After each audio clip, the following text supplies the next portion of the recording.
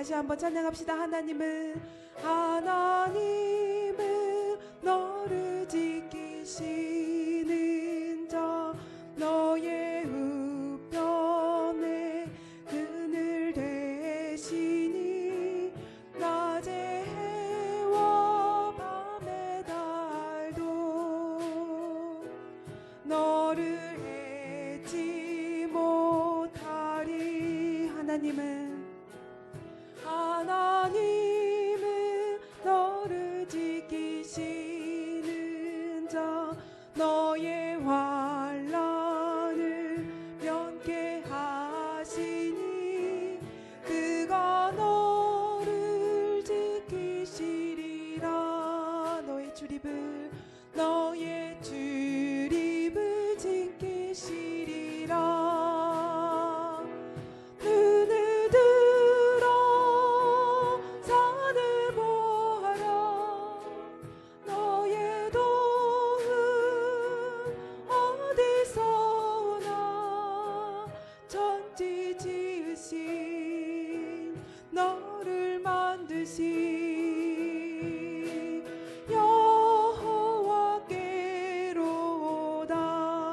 여호와께로다. 아멘. 우리의 눈을 들어 이 시간 주님을 봅시다. 우리의 땅을 보고 세상을 보며 낙심하고 기운 빠졌던 우리의 모습이 이 시간 새롭게 다시 새 힘을 얻기를 원합니다. 오직 주님만 보게 하여 주옵소서. 주님만 바라보게 하여 주시옵소서. 땅을 향하였던 나의 미련한 고개가, 나의 영의 눈이 오직 주님만을 보기를 원합니다. 말씀하시고 예배 가운데 만져주시고 우리를 이끌어주시고 주님 은혜 부어 주옵소서. 우리가 주님이 기뻐하시는 예배 드리기를 원합니다. 함께 기도합시다. 아버지 하나님, 주여 역사하여 주시옵소서. 우리 아버지, 영의 눈이 아버지 여전히 아버지 이 세상을 바라보며 낙심하고 있지는 않습니까? 아버지, 저희들이 아버지 지키시는 그 주님과 아버지 하나님 불꽃같이 아버지 저희들을 보호하시는 그 주님의 손길에 아버지 감사하며 시간 엎드리기를 원합니다. 주님, 세상이 아버지 혼란하고 아버지 우리의 심령이 아버지 미혹당할지라도 아버지 저희 다시금 아버지 이 시간 예배 가운데 나와서 주님을 바라보며 주님 가운데 새 언약을 아버지 하나님 받으며 아버지 그 아버지 말씀을 아버지 받기를 원합니다. 아버지 역사하시고 이 시간 성령으로 아버지 임하여 주시옵소서. 엎드린 심령이 주님을 만나며 주님의 음성을 들으며 주님의 아버지 임재하심을 느끼는 아버지 귀한 시간 되기를 원하오니 아버지 하나님 이전에 함께 하시고 이 심령 가운데 아버지 하나님 임하여 주시옵소서. 주님, 우리의 눈을 들어 주님이 계신 곳을 보기를 원합니다. 아버지, 저희들이 미련할 때에도 함께 하시고 저희들이 낙심할 때에도 함께 하시며 저희들이 또한 주님 앞에 가까이 나아가고자 했을 때 더욱더 기뻐하시며 함께 하시는 주님, 예배 가운데 임하여 주시옵소서. 우리 가운데 임하셔서 우리가 주님을 큰 소리로 높이며 예배하고 찬양할 때 아버지 예배를 받으시고 아버지 우리에게 새 영으로 부어 주시옵소서. 주님, 우리의 찬양을 받아주실 줄 믿습니다. 예수님의 이름으로 기도했습니다. 아멘. 이 시간 찬양하며 우리 박수치며 주님을 높입시다. 내 영혼의 햇빛비치니 함께 찬송하시겠습니다.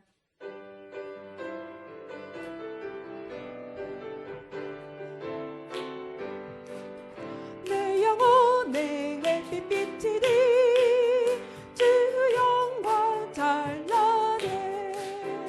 이 세상 어떤 빛보다 이 빛 더 빛나네. 주의 영광 빛난 광채 내게 비춰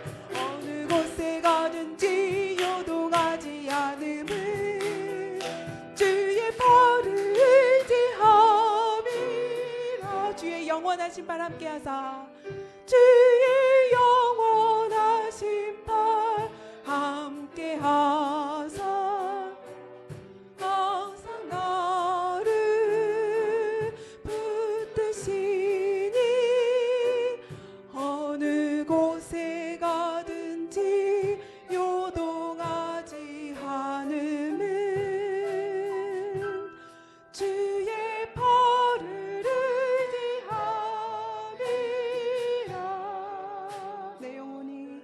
내 영혼이 은총 입어 중한 죄짐 벗고 보니 슬픔 많은 이 세상도 천국으로 화하도다.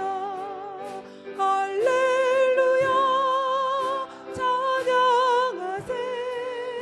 내 모든 죄 사함받고 주 예수와 동행하니 그 어디나 하늘. 내 영혼이 은총 입어 내 영혼이 은총 입어 중한 죄짐 얻고 보니 슬픔 많은 이 세상도 천국으로 화하도다. 할렐루야 찬양하세. 내 모든 죄 사함받고 주 예수와 동행하니 그 어디나 하늘나. 주의 얼굴 뵙기 전에 주의 얼굴 뵙기 전에 멀리 뵈던 하늘나라 내 맘속에 이뤄지니 날로 날로 가깝도다.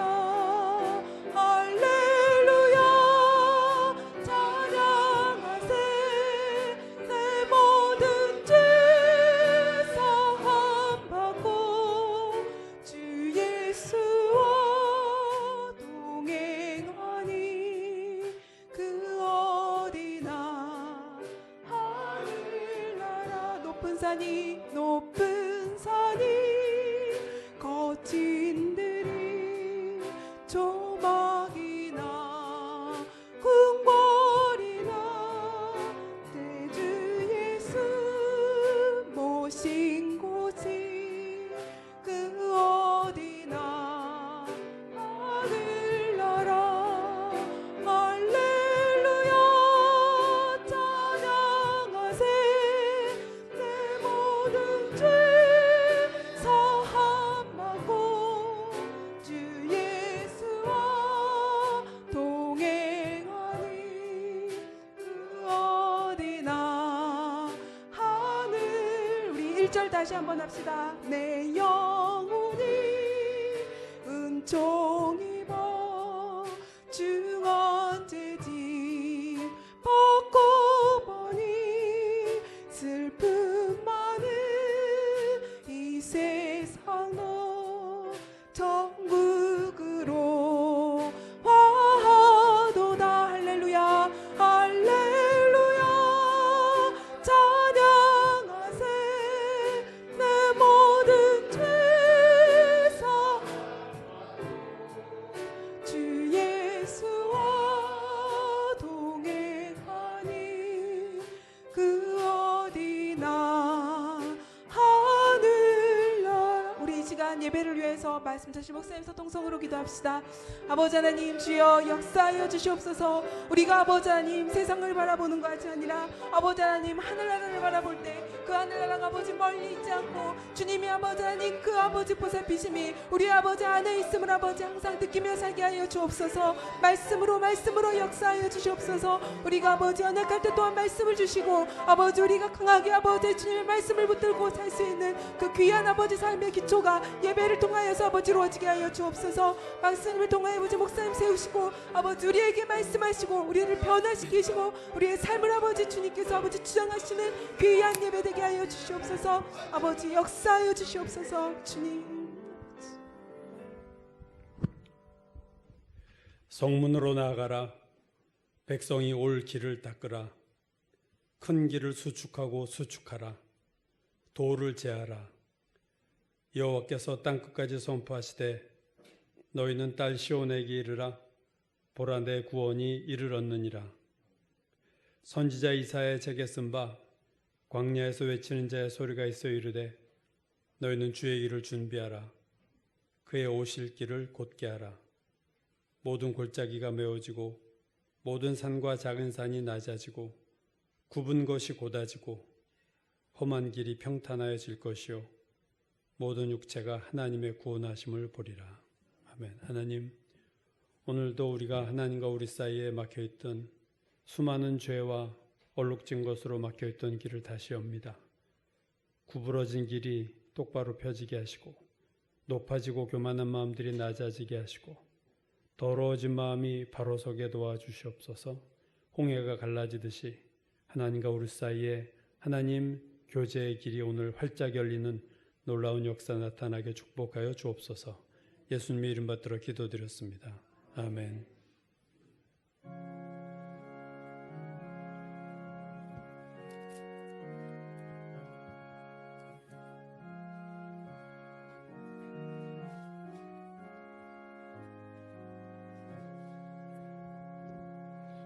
영원한 문아 열려라. 새 임금 들어가신다.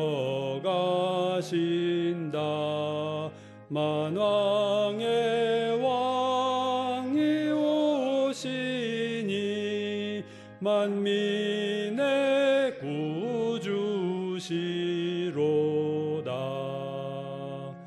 내 마음 문 곧 열어라. 내 사사로운 일 그치고 그 나라 일 이루도록 주 계실 성전 삼으라.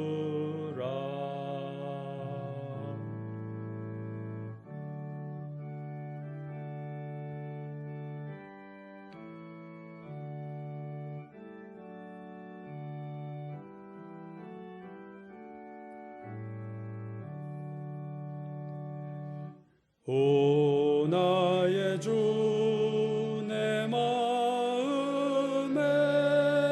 곧 뜨사 함께 계시며 그 큰 사랑을 베푸사 늘 동행하여 주소서.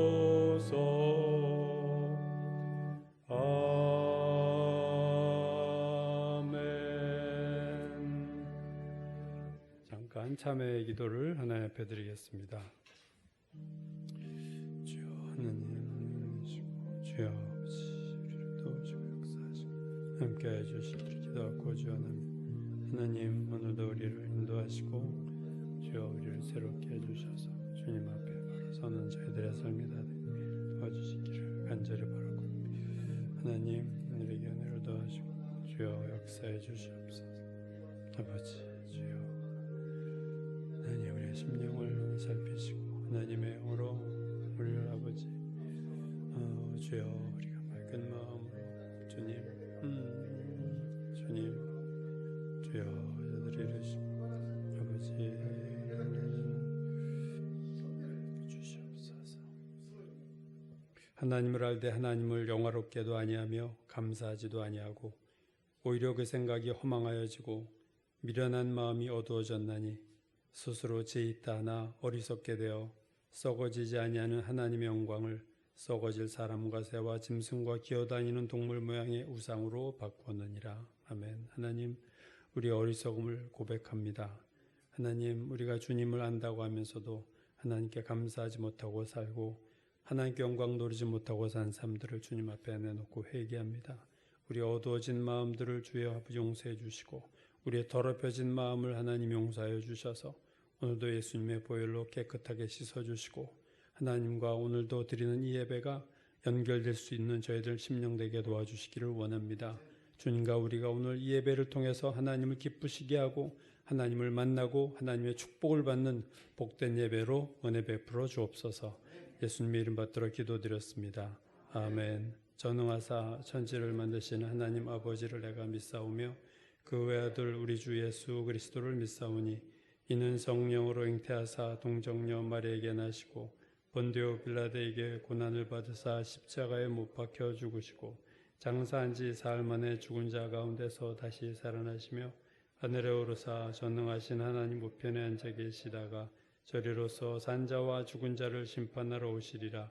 성령을 믿사오며 거룩한 공예와 성도가 서로 교통하는 것과 죄를 사해 주시는 것과 몸이 다시 사는 것과 영원히 산 것을 믿사옵나이다. 아멘. 다 자리에 앉습니다.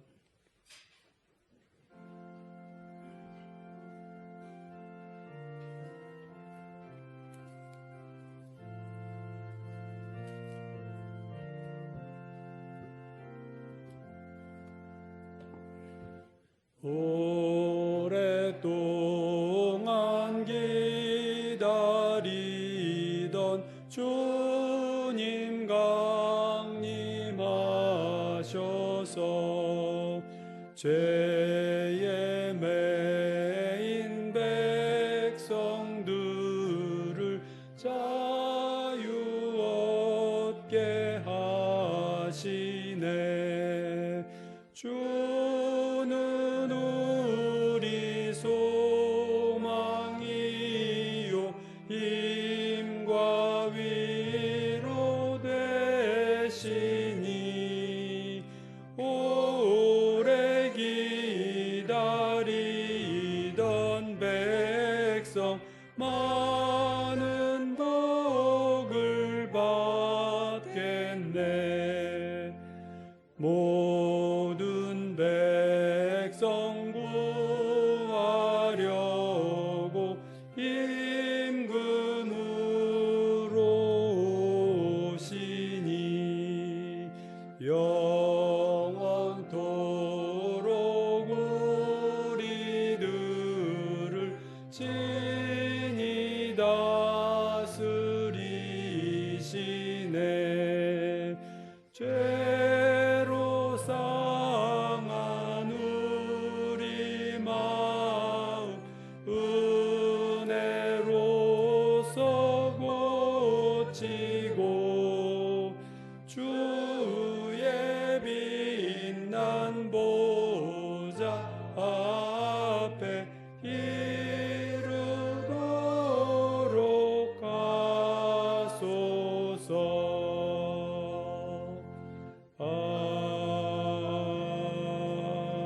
아멘.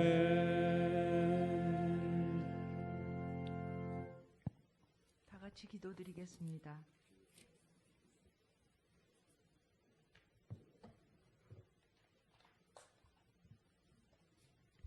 사랑과 은혜에 충만하신 하나님 아버지, 오늘 거룩한 주일날 모퉁이돌 교회에 나와 예배드리게 하심을 감사드립니다. 가을이 더위를 몰아낸 지 한참이 되어 어느덧 11월의 마지막 주일을 맞이하고 올 한 해를 마무리하는 때가 다가오고 있습니다. 주님, 코로나 사태가 점점 더 심해지고 있습니다. 우리 신앙이 계절이나 코로나에 따라 움츠러들지 않도록 은혜를 더하여 주시옵소서. 우리 모퉁이돌 성도들이 사랑과 믿음으로 추위를 녹이게 하시옵고 따뜻한 주의 사랑을 실천하여 주님 뜻에 따라 올 한 해를 마무리할 수 있는 놀라운 은혜를 주시옵소서. 오늘 거룩한 주일날 주님 앞에 나오면서 여러 가지 허물들을 다시 가지고 나왔습니다. 주님, 용서받고 위로받기 원합니다. 주님, 저희들의 교만함과 죄됨까지도 용서하여 주시고 저희들로 인하여 상처받은 심령들을 치유하여 주옵소서. 주님, 이 나라 이 민족을 위해 기도드립니다. 국내적으로는 코로나 사태가 진정될 기미가 없고 이념과 생각의 차이 속에서 사람들 마음이 분열되어 끝없는 혼란 속에 있습니다. 하루빨리 진정되어 서로를 위한 최선의 상황이 이루어지기를 기도드립니다. 미국의 선거 결과도 아직 마무리되지 않고 그 결과에 따른 우리나라에 미칠 후유증도 가늠할 길이 없는 상황입니다. 주님, 이 모든 일들이 하루빨리 주님 뜻 안에서 마무리될 수 있도록 하옵소서. 주님, 정말 이 세상의 모든 일들은 하나님의 간섭 없이는 아무런 소망이 없는 줄 알고 있습니다. 우리나라와 이 민족을 불쌍히 여기시사 하나님을 두려워할 수 있는 지도자와 국민들 모두 되게 하옵소서. 주님, 우리 모퉁이돌 교회를 위해 기도합니다. 코로나로 인한 정말 어려운 시기에 있습니다. 방심하지 않게 하옵소서. 당 목사님을 떠나보낸 지도 얼마 되지 않았는데 또 오랫동안 함께한 한창희 집사님께서 여러 사정으로 인해 보지 못하게 됩니다. 섭섭함을 말로 다 할 수 없습니다. 어느 곳이라도 성령의 은혜 안에서 서로를 위하여 기도하게 해 주시옵소서. 주님, 아무리 어려운 시기라 하여도 오히려 이러한 어려운 기회를 통하여 다시 한번 우리 모퉁이돌 교회가 주님께서 우리 교회에 맡기신 사명을 충실히 행할 수 있는 새로운 계기가 되기를 간절히 바랍니다. 소외된 우리의 이웃들을 돌아보고 그리스도의 구원을 기다리고 있는 많은 불쌍한 영혼들을 구원할 수 있는 새로운 복음의 전도의 기회가 되기를 기도합니다. 주님, 수능이 얼마 남지 않았습니다. 우리 어린 교우들 마지막까지 건강과 총명함을 잃지 않고 남은 기간 동안 혼신의 힘으로 준비할 수 있도록 하옵소서. 오직 주님만 의지하고 믿음으로 무장된 그 믿음 앞에 능치 못할 일이 없게 하시어 주님의 놀라운 역사가 나타나게 하옵소서. 주님, 성도들 가운데 육체적으로 뿐만 아니라 여러 가지 문제들로 고통받는 교인들이 많이 있습니다. 위로의 주가 되신 하나님께서 그들 가운데 늘 함께 하시어 소망을 잃지 않게 하시고 말씀으로 붙들어 주시어 믿음으로 다시 일어나게 하옵소서. 오늘 말씀 전하시는 목사님을 위해 간절히 기도드립니다. 성령의 능력으로 붙들어 주시옵고 많은 사람들이 어려워하는 이 시기에 주님을 위해 기도하는 소망의 메시지가 될 수 있도록 하여 주시옵소서. 그리하여 기도하기를 쉼으로 말미암아 믿음이 시들어가지 않도록 함께하여 주시옵소서. 주님, 이 모든 예배의 시종을 주님께 맡깁니다. 거룩하신 주 예수님 이름 받들어 간절히 기도드립니다. 아멘.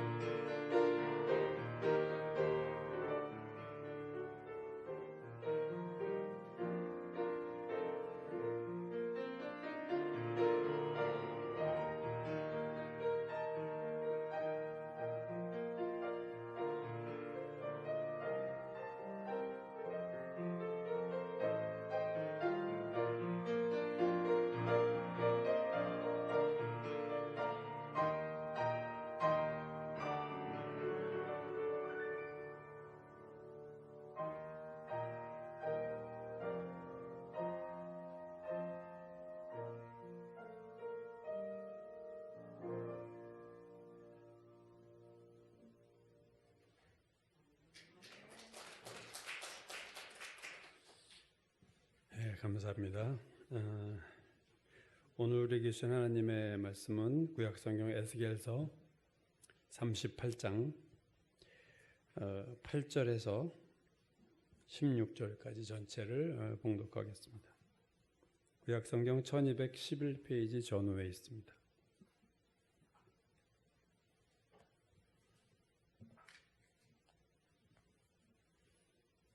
에스겔서 38장 8절에서 16절까지의 말씀 제가 봉독합니다. 여러 날 후 곧 말년에 내가 명령을 받고 그 땅 곧 오래 황폐하였던 이스라엘 산에 이르리니 그 땅 백성은 칼을 벗어나서 여러 나라에서 모여 들어오며 이방에서 나와 다 평안히 거주하는 중이라. 내가 올라오되 너와 내 모든 때와 너와 함께한 많은 백성이 광풍같이 이루고 구름같이 땅을 덮으리라. 주 여호와께서 이같이 말씀하셨느니라. 그날에 내 마음에서 여러 가지 생각이 나서 악한 꾀를 내어 말하기를 내가 평온의 고을들로 올라가리라.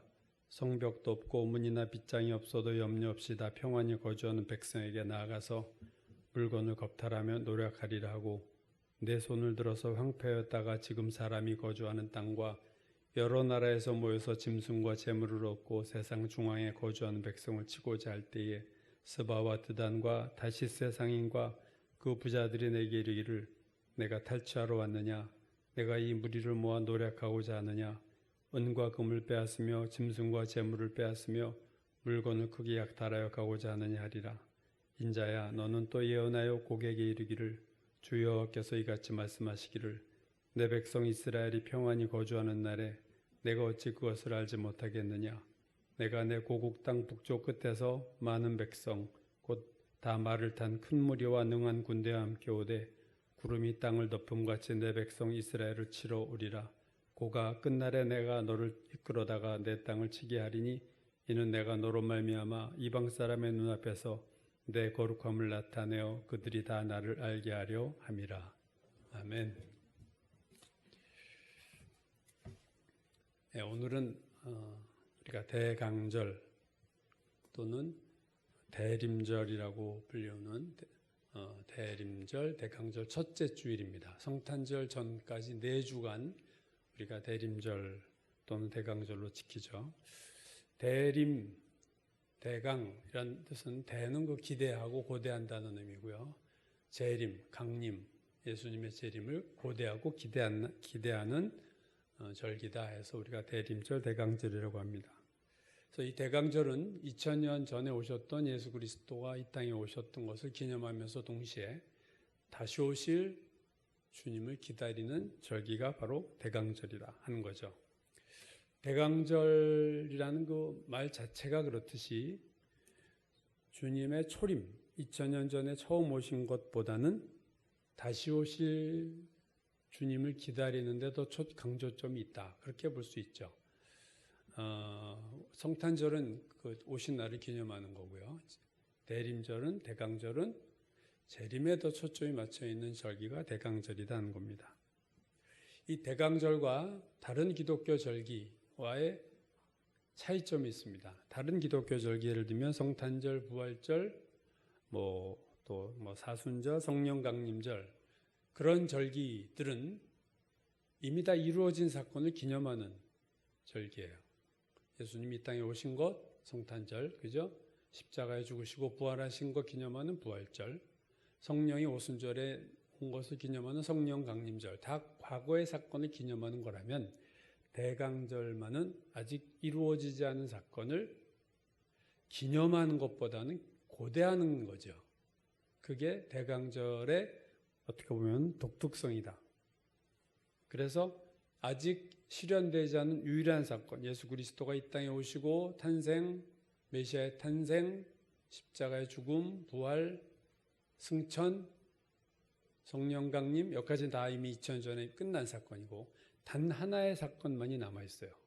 그것이 바로 주님의 재림인데 그 주님의 재림을 기대하고 사모하는 것이 바로 대강절이다. 그래서 현실적으로 이 대강절이 오늘 우리에게 가장 중요한 절기죠. 왜냐하면 주님의 재림을 어떻게 맞이하느냐에 따라 인생의 성공과 실패가 결정되기 때문에 그렇습니다. 그래서 우리와 앞으로 우리가 닥칠 것에 대한 절기, 그래서 최고의 관심사인 예수님의 재림, 주님이 언제 오실까? 세상에 큰 재앙이나 흉악한 범죄가 일어나면 세상 사람들도 그래요. 말세다. 하도 험한 일이 일어나면 말세가 됐다. 코로나 말세다. 뭐 이런 얘기들을 종종 하는데 정말 말세가 언제냐 하는 거죠. 우리가 성경적으로 보면 히브리서 1장 1절 2절이 이렇게 말씀합니다. 옛적에 선지자들을 통하여 여러 부분과 여러 모양으로 우리 조상들에게 말씀하신 하나님이 이 모든 날 마지막에 아들을 통하여 우리에게 말씀하셨다. 아들 예수 그리스도가 이 땅에서 말씀하셨던 공생의 기간, 이때가 말세라는 거예요.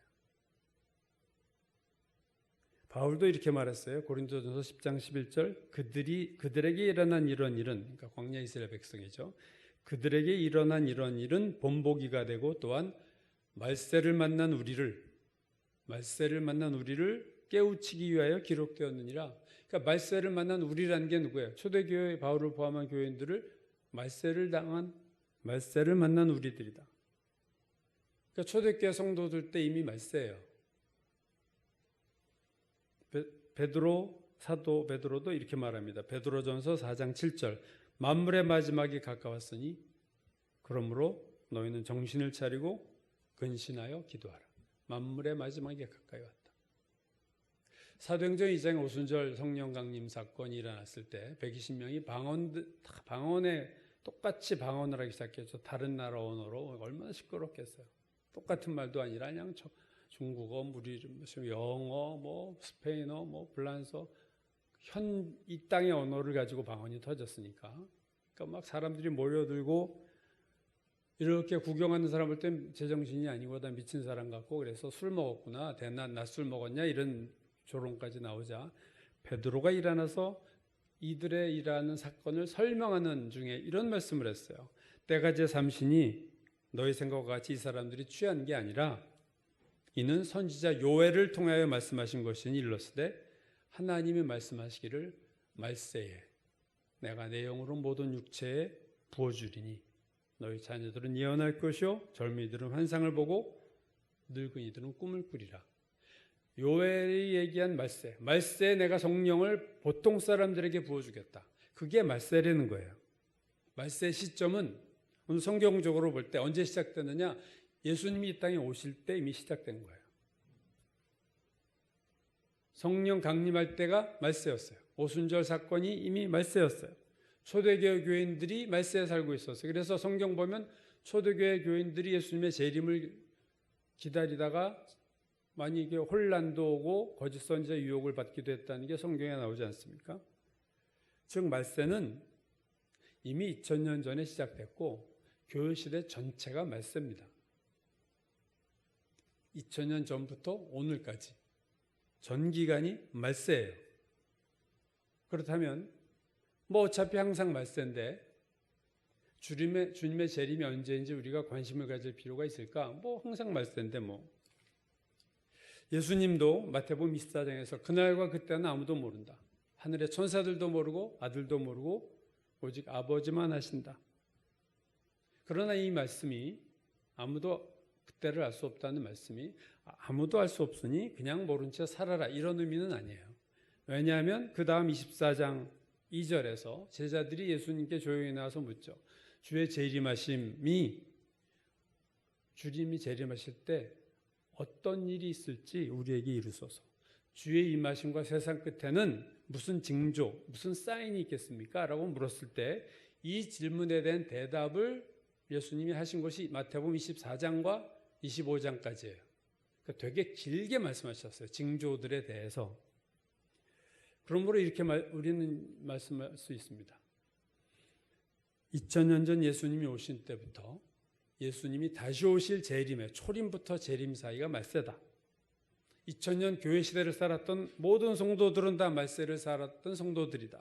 그러나 말세 성도들인 2000년 동안 모든 말세 성도들이지만 이 말세 성도들은 둘로 나눠지는데, 하나는 재림의 징조를 전혀 보지 못하고 사는 성도들과 재림의 징조를 보고 사는 성도들로 나눈다는 거예요.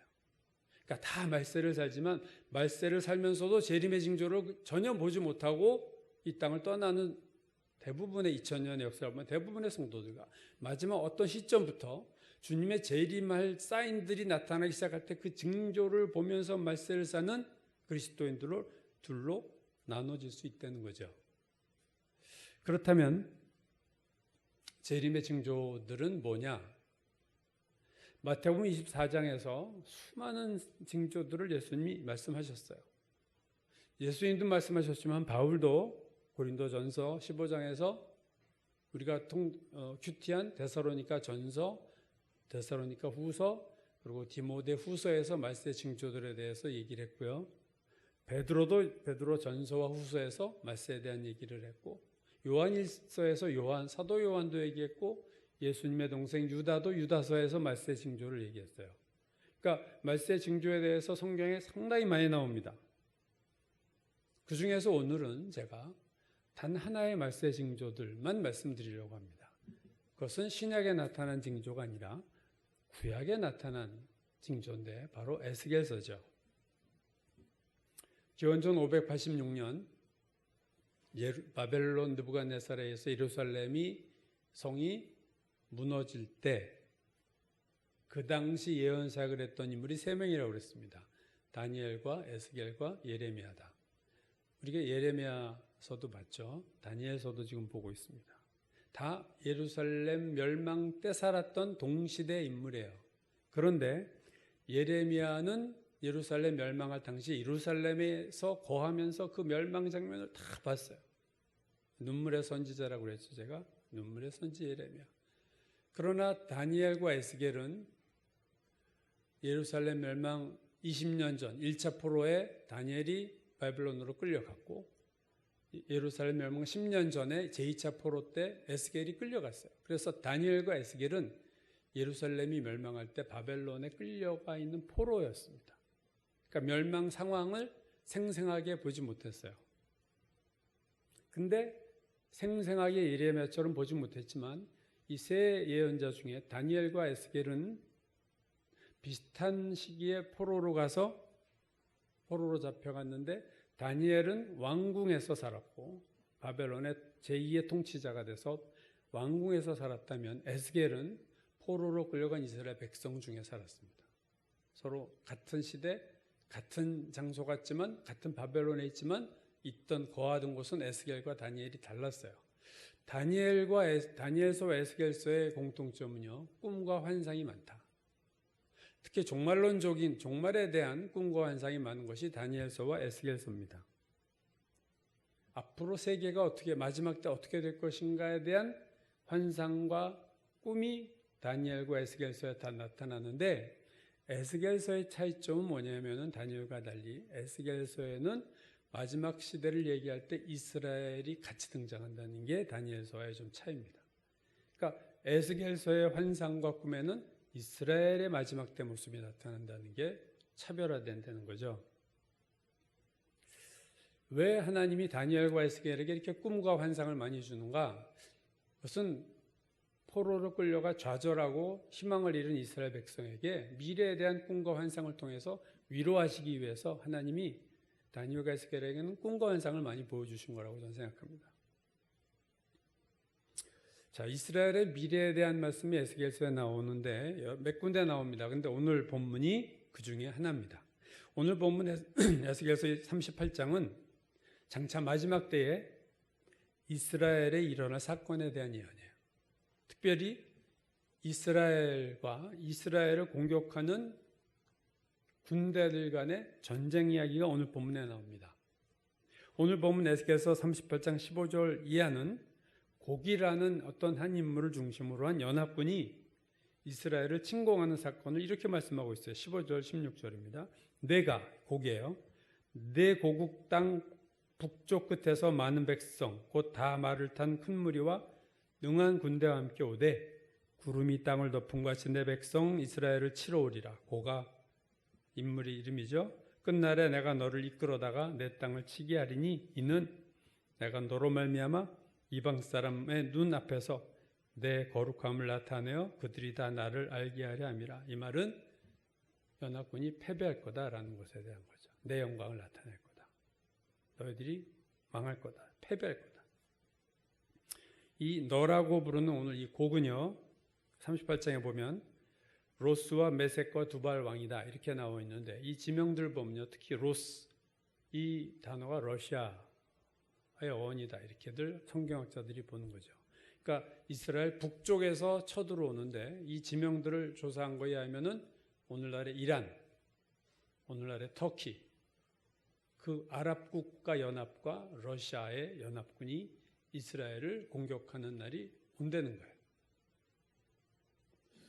뭐 엄청난 거죠. 그래서 지금 여러분 뉴스를 주목해 볼 필요 있습니다. 이란과 터키가 러시아와 상당히 가까워지고 있어요. 지금도.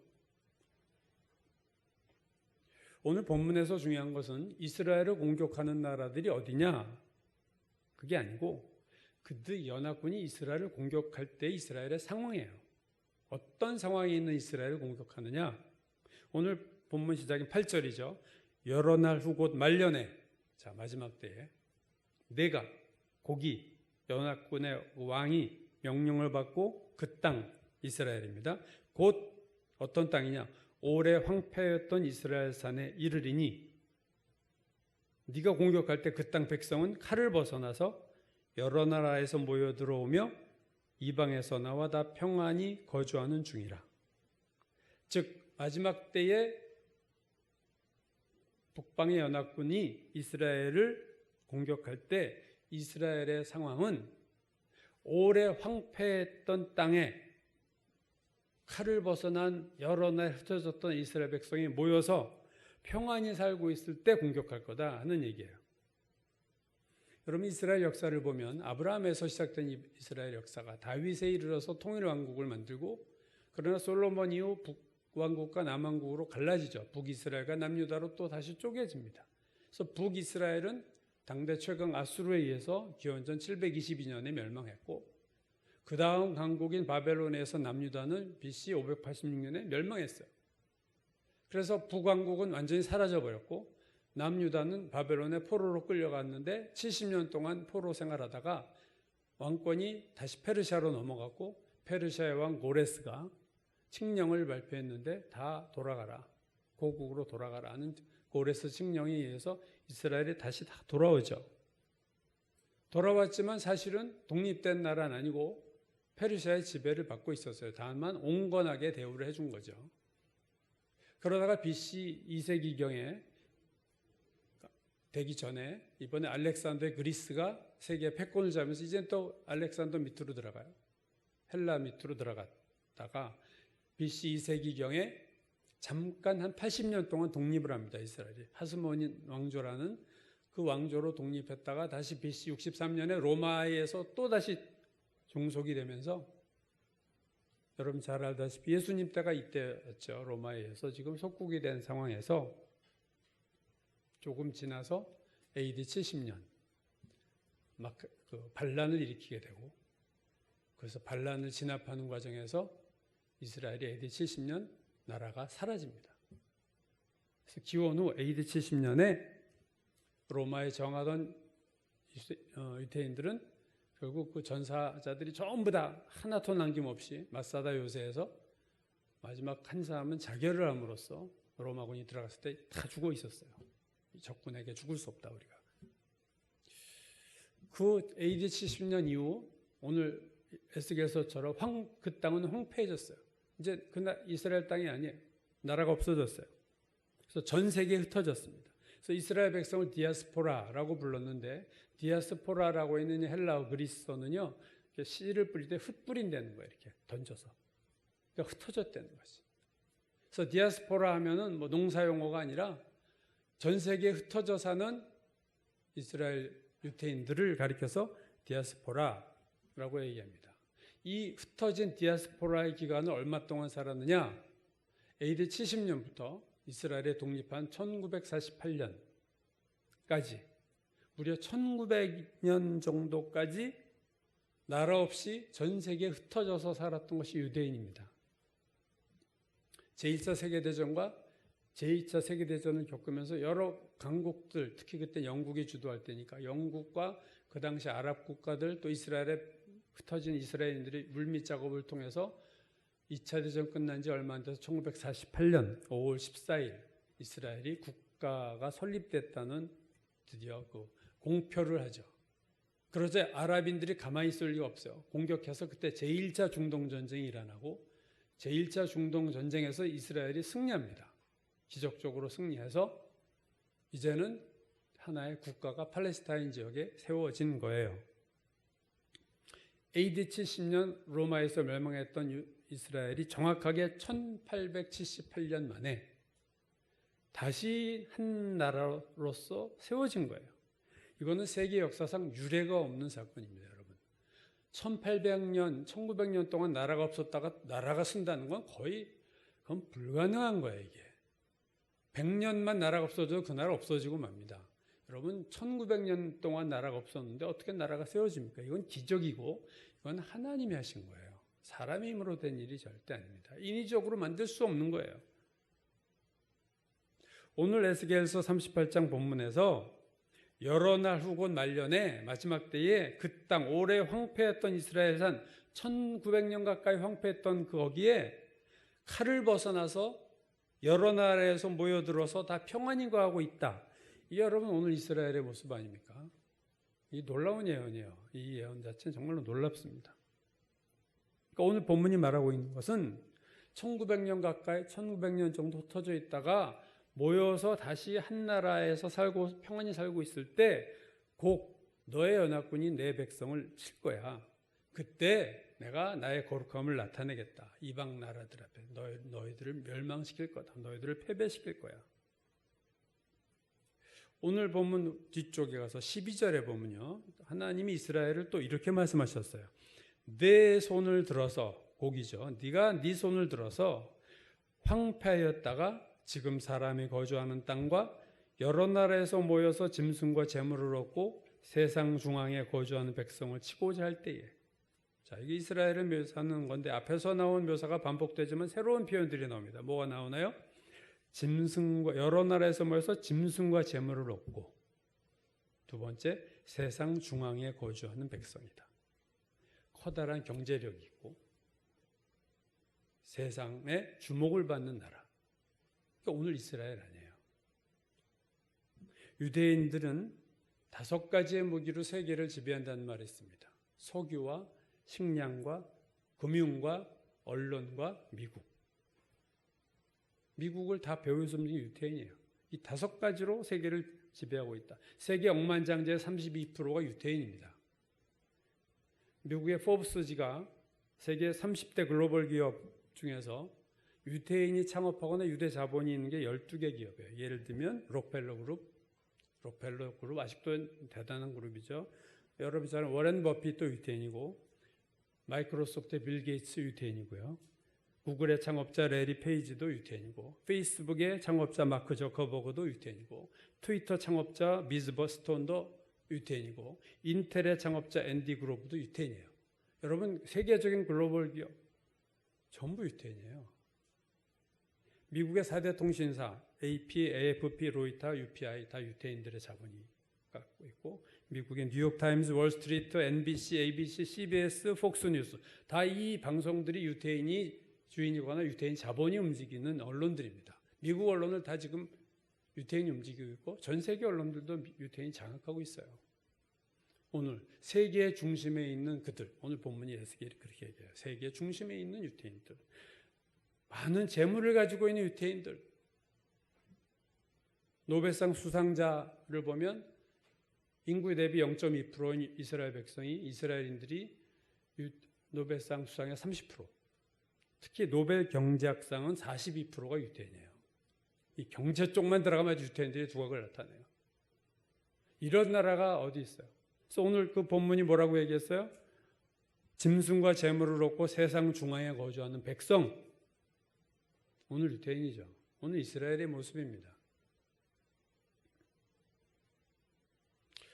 이 본문을 황폐한 땅에 다시 돌아와서 평안히 거주하는 이 백성들, 이걸 성경 주석들이 어떻게 주석했을까? 제가 궁금해서 이렇게 좀 찾아봤어요.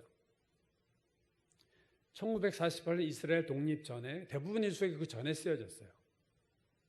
예를 들면 우리가 잘 아는 매튜 헨리 요약 주석을 보면요, 이걸 이렇게 얘기하고 있어요. 오래 황폐했던 이스라엘이 여러 나라에서 모여들어 평안히 거한다는 구절을 매튜 헨리 주석이 어떻게 주석하고 있냐면, 이 약속은 하늘의 가나안에서 완전히 실현될 것이다. 하늘나라에서 실현될 거로 얘기하고 있어요. 왜? 지금 이스라엘 없으니까. 그때는 1700년도 1706년인가 이때 쓴 매튜 헨리 주석의 처음이 1706년이에요. 그때 모든 성도들은 함께 모이고 모든 슬픔과 두려움은 다 사라지고 하나님의 교회는 행복할 거다. 하늘나라에서 일어날 거야. 또 1870년에 발간된 그 세 명입니다. 브라운, 포셋, 저도 가끔 보는 주석인데 제미슨, 이 세 사람이 쓴 주석에는요, 이 구절은 장차 이스라엘이 그리스도가 지배하는 세상에서 완전히 실현될 거다. 1870년에 나온 엘리코트라는 또 유명한 주석이 있습니다. 거기서 이렇게 얘기했어요. 이 전쟁은 교회와 세상과의 싸움에 대한 일종의 상징이다. 현실은 아니고 상징이고, 그 약속은 악에 대한 마지막 승리 때 실현될 거다. 주님 오실 때 다 실현될 얘기야. 이 세상에서는 불가능해. 1800년도 중간에 나온 반스 주석, 우리나라에도 옛날에 많이 번역됐죠. 이렇게 얘기했어요. 그리스도의 왕국이 영원히 세워질 때를 말한다. 왜 이런 주석들이 전부 이 본문을 하나님의 나라가 임할 때로 보느냐? 왜 상징으로 보느냐? 이스라엘이 없으니까. 지금 1800년도까지 한 600년까지 없는 거 아니에요, 지금 나라가. 그러니까 이건 게임 끝난 걸로 본 거예요. 모든 주석 쓰는 사람들도 절대로 이건 이 땅에서 이스라엘이 다시 나라를 갖고 평안히 모여서, 열방에서 모여서 황폐한 땅에 모여서 세계 중심이 돼서 살고 있을 것이다. 부자가 돼서, 에이, 그건 하나님이, 주님이 오실 때나 가능하지라고 주석이 다 그렇게 써버렸어요. 근데 뻥 하고 1948년에 이게 실현이 된 거예요. 그러자 해석들이 에스겔서 38장 해석이 다 바뀌는 거예요. 이제. 뭐 주석이 절대적인 게 아닙니다. 여러분, 주석을 가끔 보시는 분이 있는지 모르지만 주석도 틀린 얘기 되게 많이 해요.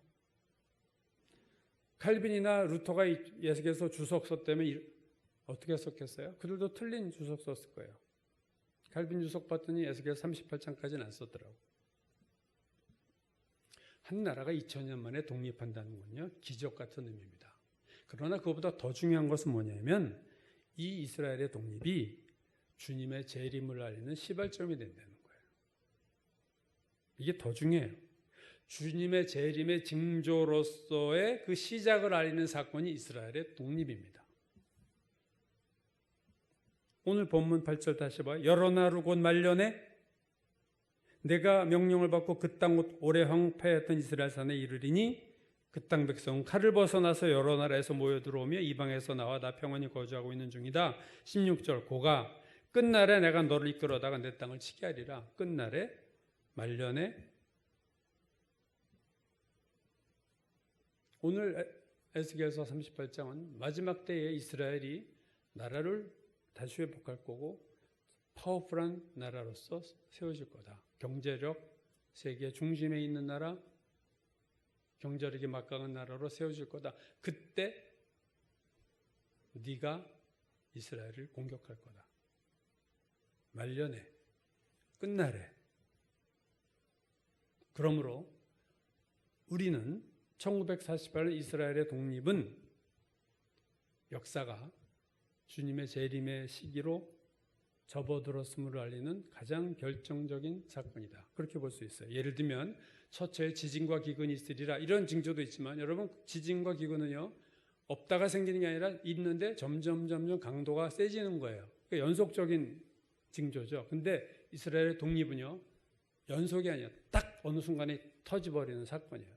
단회적인, 일회적인 사건으로, 이건 연속되는 지진하고 성격이 다른 징조들입니다. 이게 딱 터지면 뭔가 이건 이제 달라진 거예요.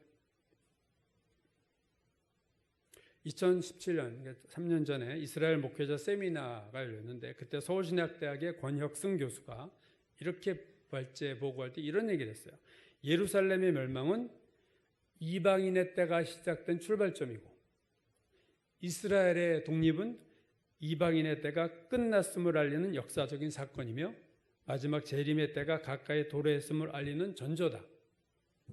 즉 AD 70년 예루살렘의 멸망은 그것이 의미하는 것은 복음이 이제 이방으로 하나님 보내시겠다는 확실하게 보여주신 거예요. 이제 이스라엘은 없어. 복음은 이방으로 가는 거야.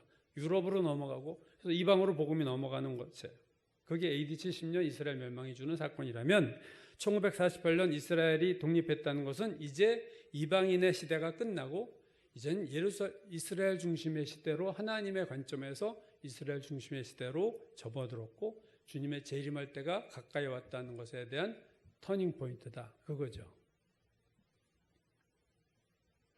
앞에서도 제가 말씀드렸지만 말세는 예수님 이 땅에 오실 때부터 2000년이에요. 그때 이미 시작됐고 2000년 동안 계속되었어요. 그러나 여러분 2000년 말세 2000년 동안 교회 시대에 그 전체에 재림의 징조가 나타난 건 아니에요. 하나도 재림의 징조가 없다가 물론 히틀러나 네로와 같이 어떤 적그리스도의 상징들 어떤 미니 적그리스도가 나타나긴 했지만 그거는 그냥 적그리스도 상징이고 주님의 재림의 징조는 하나도 나타나지 않았어요. 역사에서. 그러다가 확실한 징조로 나타난 것이 이스라엘의 독립입니다. 그러므로 1948년 이스라엘의 독립 전의 교회 시대와 1948년 이스라엘 독립 후의 교회 시대로 저는 나누어야 된다고 생각해요. 즉 이스라엘 독립이 일어난 1948년 전도 말세고 48년 이후도 물론 말세지만 1948년 이후는 그냥 말세가 아니라 우리가 흔히 하는 말로 하면 말세지말 말세 끝부분이 왔다는 것에 대한 사인이에요. 역사적인 기적과 같은 사건이 주는 의미는 야 이스라엘 사람들 대단하다가 아니라 하나님이 이제 내가 곧 가까이 갈 가까운 때가 가까웠다라는 사인으로서 우리에게 보여주신 거로 우리는 해석해야 되는 거죠. 세상 사람들이 야 유대인이 대단해 유대인들을 찬양하지만 이게 하나님의 개입이 아니고서 이런 일이 유대인이 아무리 날구겨도 2000년 만에 나라를 세워요? 불가능하죠.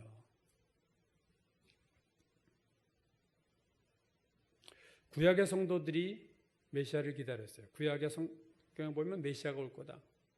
초림의 메시아를 기다렸다면 신약의 성도들은 메시아의 재림을 기다리는 성도들입니다. 메시아의 초림은 우리가 기념하는 거예요. 주님 감사합니다. 기념하는 거지만 예수님의 재림은요 기념하는 게 아니라 기다리는 거예요. 대강절은 기념절기가 아니라 앞에도 말씀드렸지만 우리 안에 사그러들었던 주님의 재림에 대한 소망을 다시 불일 듯 일어나게 하는 절기가 대강절이라는 거죠. 마태복음 16장 2절 3절에서 예수께서 이렇게 말씀하셨어요. 너희가 저녁에 하늘이 붉으면 날이 좋다. 이렇게 얘기하고 아침에 하늘이 붉고 흐리면 오늘은 낮이 굳을 것 같다 하나니 너희가 날씨는 분별할 줄 알면서 시대의 표적은 분별할 수 없느냐. 시대의 표적. 주님의 재림의 징조로서 매우 중요하고 객관적이고 역사적인 사건은 이스라엘의 독립입니다. 이스라엘의 독립이 일어난 지 72년이 지났어요. 자, 내가 이제 갈 때가 됐어 얘들아 하고 하나님 사인을 첫 번 딱 준 데서 벌써 72년이 흘렀어요. 앞으로 역사가 100년, 200년 계속될까? 모를 일이죠. 우리가 오늘 살고 있는 이 시대는 이스라엘의 독립과 독립한 이스라엘을 러시아 연합군이 공격하는 시점 중간에 있는 때입니다. 그러면 우리가 주목해야 될 것은 뉴스를 마지막 시대는요 성경과 뉴스를 봐야 돼요. 특히 이스라엘 중심으로 러시아와 아랍 국가들이 어떻게 이스라엘의 행동을 취할 것인가는 우리가 상당히 관심을 갖고 봐야 될 뉴스예요. 왜냐하면 에스겔서에 의하면 장차 러시아가 안티 이스라엘 아랍 국가들, 특히 이란, 터키가 여기 들어간다는 게 38장에 나오는 지명 중에 오늘 반이스라엘의 가장 강력한 게 지금 이란이고 터키도 반대로 지금 가고 있죠. 그들이 모종의 연합을 해서 한번 전쟁을 칠 수 있는 분위기가 형성되면 그때는 상당히 우리가 더 심각한 상황이 가까운 때가 왔다. 그렇게 봐야 되겠죠. 그래서 오늘 1948년 이후를 사는 하나님의 교회는 성경과 함께 뉴스를 봐야 돼요.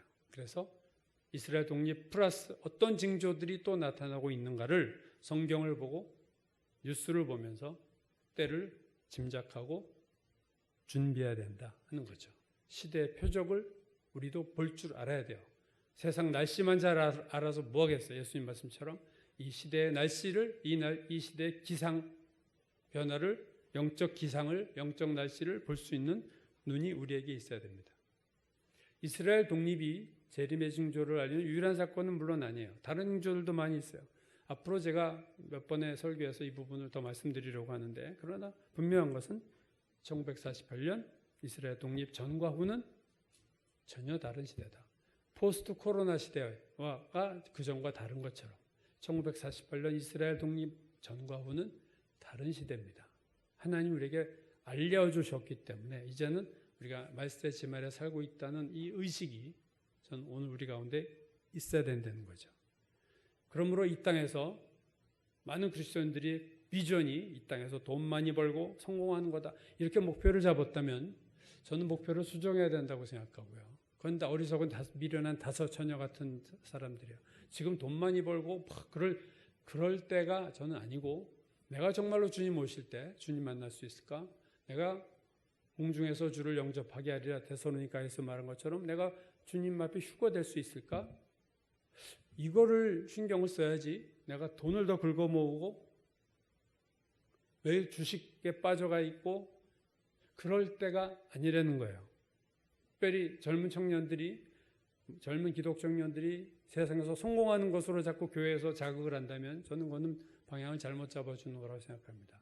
정신 차리고 살아야 될 때고 구별하고 살아야 될 때고 하늘을 쳐다보고 위의 것을 찾아야 될 때고 깨어있을 때가 바로 오늘의 시대입니다. 2020년 대강절을 맞은 오늘 우리는 위의 것을 찾고 시대의 표적을 찾는 깨어있는 하나님의 성도가 되어야 될 줄로 믿습니다. 기도하겠습니다. 아버지 하나님,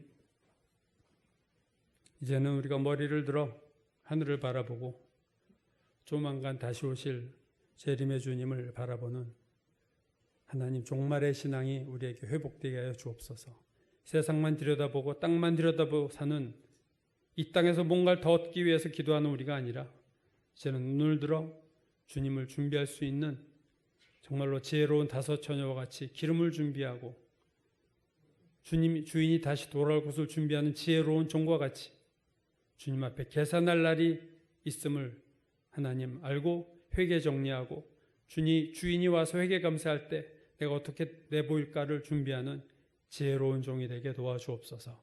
마지막 때에 사인을 주셨으니 그 사인을 기억하고 잊지 말고 우리가 이 시대를 살피며 시대의 표적을 발견하는 영의 눈이 열린 저희들 다 되게 축복하여 주옵소서. 예수님의 이름 받들어 기도드렸습니다. 아멘.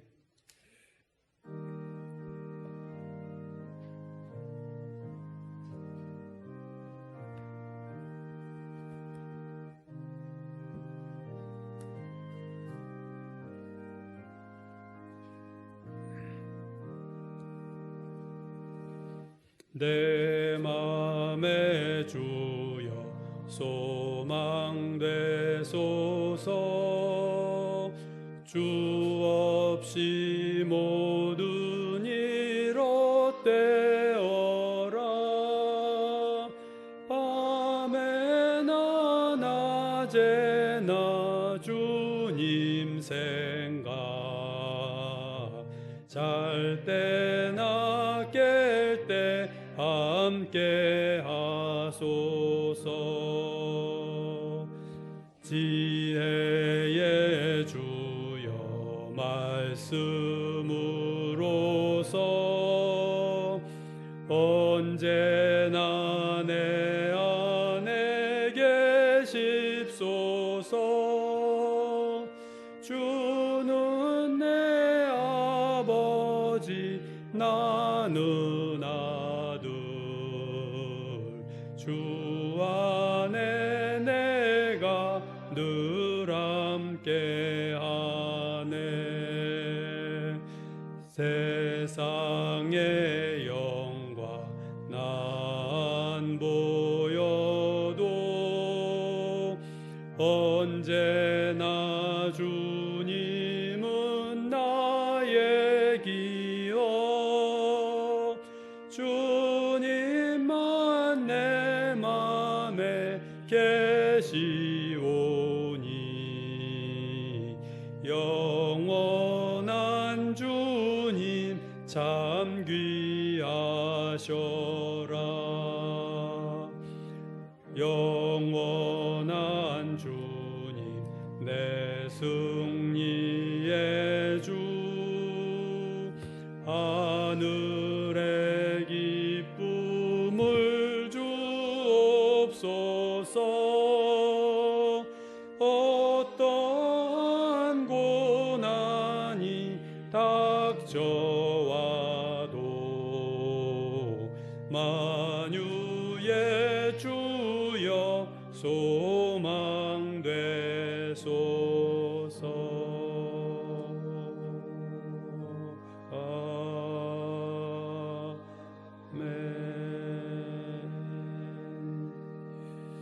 말씀을 생각하시면서 양가 통성으로 기도합니다. 하나님, 오늘도 함께 하시고 도우셔서 주여 예수 자리고 복된 저희들이 되게 하소서. 주님 하나님을 주님을 생각하며 주여 하나님 앞에 바로 아버지 은혜 주시기를 기도하고 주여 원합니다. 하나님 이 세상의 영광이 주여 하나님 은혜를 베풀어 주시고 은혜 베풀어 주시기를 간절히 바라고 나오니 전능하신 하나님 오늘도 우리 가운데 역사하시고 주여 오늘도 가운데 새롭게 주시옵소서. 하나님 주님의 목소리 주여 하나님 듣게 주시옵소서. 아멘.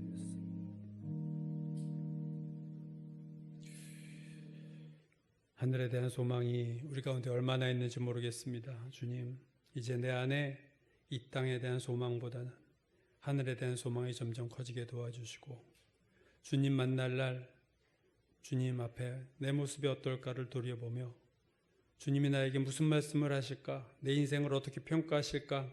주님의 저울에 내가 어떻게 달릴까를 생각하며 사는 저희들 되게 도와주옵소서. 세상은 마귀는 이 세상에 모든 시선을 빼앗기고 살다가 주님의 재림이 도둑같이 임하도록 우리를 만들려고 하고 있습니다. 그러나 하나님, 너희에게는 내가 도둑같이 임하지 아니라고 하신 말씀 기억합니다. 주님이 오실 즈음 준비하고 기다리는 깨어 주님을 만나는 지혜로운 다섯 처녀에게 축복하여 주옵소서. 오늘도 귀한 예물을 주 앞에 드렸사오니 흠양하시고 받으시고 축복하여 주옵소서. 예수님의 이름 받들어 기도드렸습니다. 아멘. 몇 가지 교회 소식 전합니다. 코로나 2단계죠. 2단계는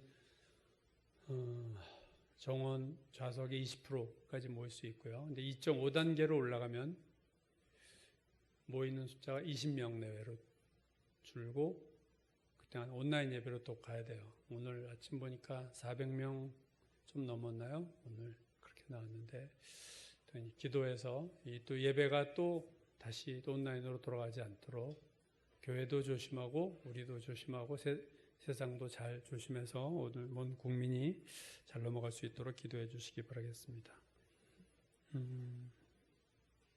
12월 달 생명의 삶은 다니엘서 후반부 7장에서 12장 끝나고요. 베드로 전후서 그리고 성탄절 큐티인데 다니엘서 7장에서 12장은요. 6장과 달리 꿈과 환상입니다.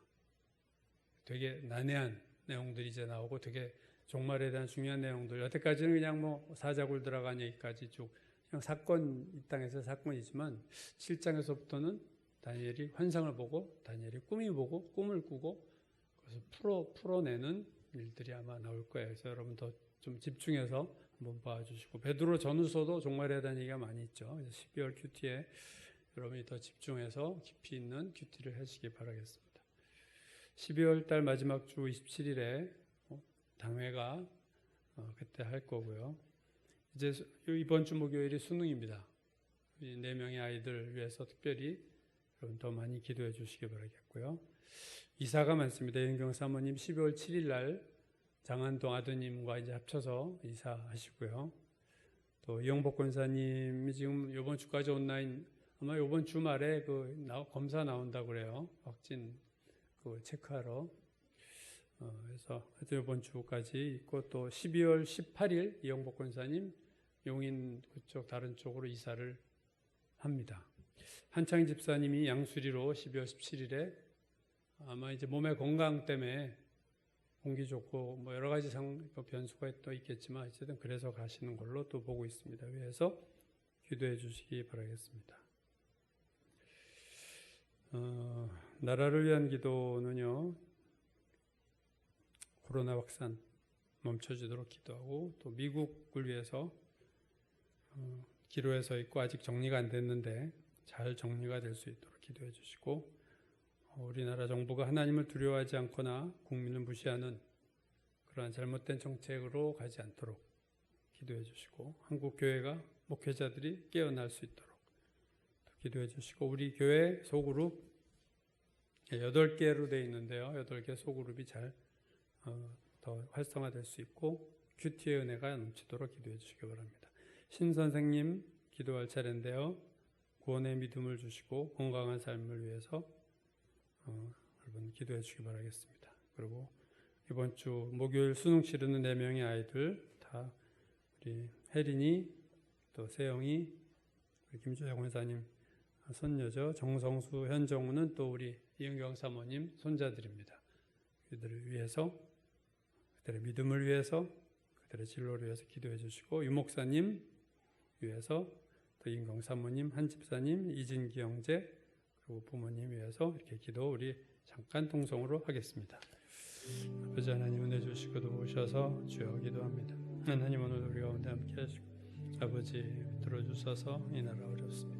하나님 도와주시고 아버지 확산이 아버지 교회에 감염되지 않냐고 온 국민이 하나님 조심해서 아버지 단계가 다시 하나님 자유 하나 되게 도와주시옵소서. 아버지 하나님 세계 정세를 주관하여 주시고 이 나라의 정부를 하나님 주님 앞에 귀한 정부 되도록 도와주시고 교회가 정신을 차리고 깨어 기도하게 하소서.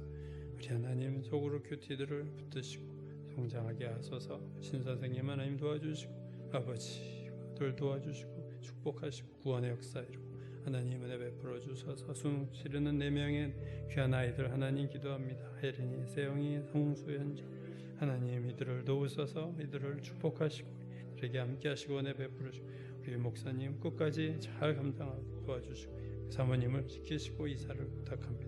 우리 한창희 집사님께서 건강하게 하시고 되지 않게 도우시고 진경제 하나님 치유하시고 아버님 어머님 하나님 건강하게 해주시고 간절히 바라고 기도하니 함께하여 주시옵소서. 은혜 베풀어 주시기를 간절히 바라고 하나님 은혜 주실 줄로 믿습니다. 역사하여 주시옵소서. 주여 다 일어나서 490장 찬송 부르고 축도하심으로 예배 마칩니다.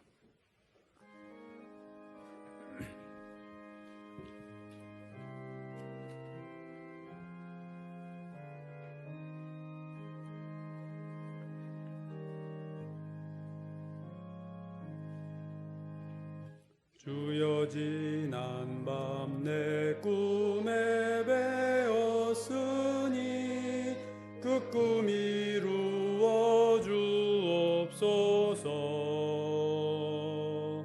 밤과 아침에 계시로 보여주사 항상 은혜를 주옵소서. 나의 놀라운 꿈 정녕 남이 끼는 장차 그 은혜 받을 둀니 나의 놀라운 꿈 정녕 이루어져 주님 얼굴을 배우리라. 마음 괴롭고 아파서 낙심될 때 내게 소망을 주셨으며 내가 영광의 주님을 바라보니 앞길 환하게 보이도다. 나의 놀라운 꿈 정녕 남이 끼는 장차 그 은혜 받을 표니 나의 놀라운 꿈 정녕 이루어져 주님 얼굴을 배우리라. 세상 풍조는 나날이 변하여도 나는 내 믿음 지키리니 인생 살다가 죽음이 꿈 같으나 오직 내 꿈은 잠되리라.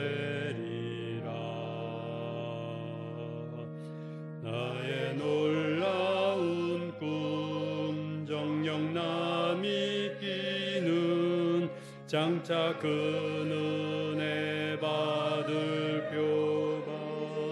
표니 나의 놀라운 꿈 정녕 이루어져 주님 얼굴을 배우리라.